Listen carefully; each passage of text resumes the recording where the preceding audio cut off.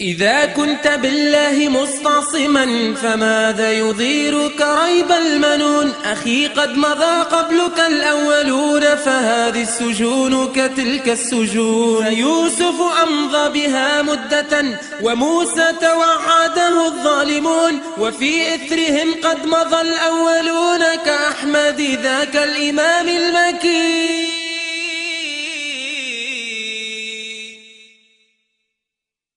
مئات ألوف من الصالحين أقاموا زمانا بهذه السجون، فلا تضعفن أخي أو تهون إذا جاء دورك أو تستكين. ولست وحيدا بهذه الطريق فتلك القوافل عبر السنين، فإن كان هذا لرب ودين فأين الثبات وأين اليقين؟